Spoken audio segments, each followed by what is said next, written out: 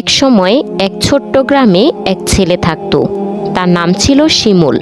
সে খুব গরিব ছিল, এতটাই গরিব যে বেশিরভাগ দিন তার পকেট ছিল একেবারে খালি।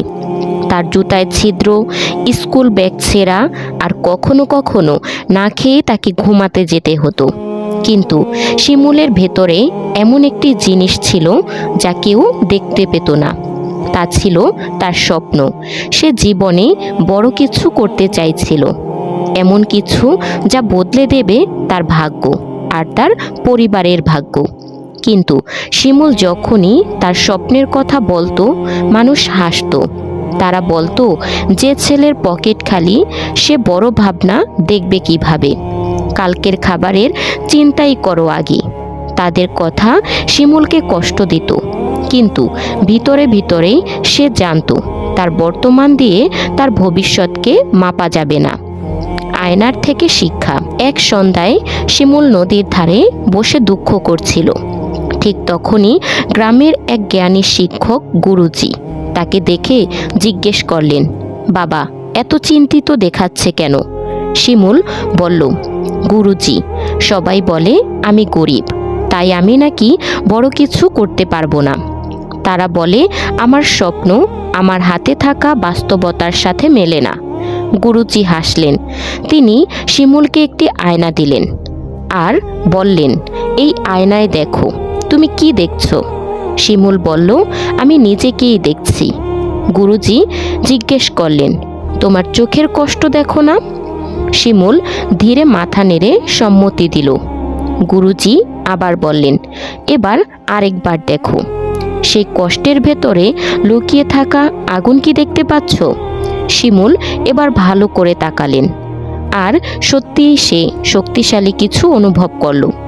গুরুজি বললেন, এই আগুনই হলো তোমার বিশ্বাস। বেশিরভাগ মানুষ এই আগুনকে অবহেলা করে আর হার মেনে নেয়, কিন্তু তুমি যদি এটাকে রক্ষা করো, সাহস আর শৃঙ্খলা দিয়ে জ্বালিয়ে রাখো, তবে এই আগুনই তোমার অন্ধকার রাতের পথ আলোকিত করবে। তিনি আরও বললেন, মানুষ তোমার আয়নাটিকে ধুলো জমাতে চাইবে, তারা তোমাকে বিশ্বাস করাতে চাইবে যে কিছুই নও, কিন্তু তুমি তোমার কাজ দিয়ে সেই আয়নাটি প্রতিদিন পরিষ্কার করবে আর কখনো ভুলবে না তুমি কি করতে সক্ষম। যাত্রা শুরু।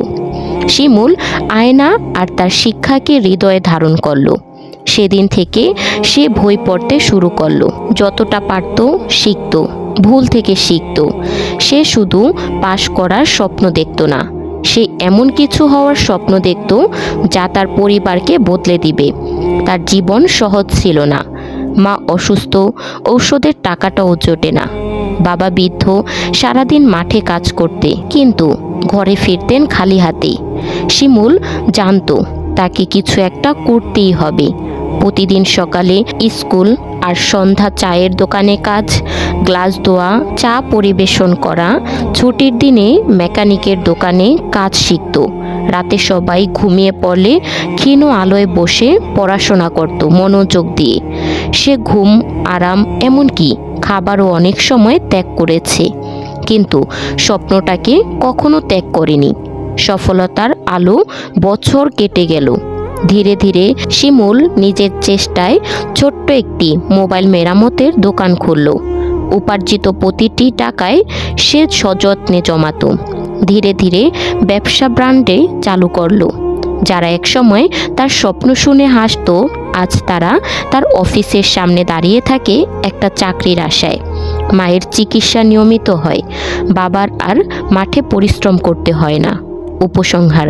একদিন গুরুজি তার দোকানে এলেন। শিমুল শ্রদ্ধার সাথে তাকে স্বাগতম জানালো। গুরুজি হাসলেন এবং বললেন, দেখো শিমুল, এই দুনিয়া গরিব ছেলেদের ছোট্ট স্বপ্ন দেখাতে চায়, কিন্তু যারা বড় ভাবতে শেখে তারাই নিজের গল্প নতুন করে লেখে। তুমি সেই প্রমাণ। স্বপ্নের মাপ পকেটের টাকায় নয়, হৃদয়ের দৃষ্টিভঙ্গিতে নির্ধারিত হয়। শেষ কথা, প্রিয় বন্ধু, যদি এই গল্প তোমার হৃদয়ে একটু হলেও আশা জ্বালায়, তবে তা নিজের মধ্যে চাপা রেখো না। এই গল্পটি এমন কাউকে শেয়ার করো যে সাহস যোগায়। তো বন্ধুরা, ভিডিওটি ভালো লাগলে একটা লাইক করবা আর চ্যানেলটি সাবস্ক্রাইব করতে ভুলবা না। দেখা হচ্ছে পরবর্তী কোনো ভিডিওতে। সেই পর্যন্ত ভালো থাকবা, সুস্থ থাকবা। আল্লাহ হাফেজ।